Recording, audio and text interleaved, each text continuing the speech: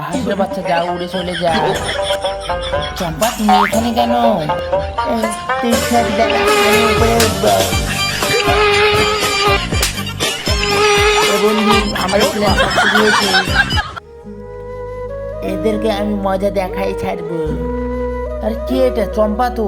রাজুকে আমাকে খবর পাঠাতে হবে। আরে দারোয়ান কাকা যে আমাদের খবর পাঠিয়েছে। আরে পালা পালা পালা, চম্পা এসেছে এখান থেকে, সবাই পালা।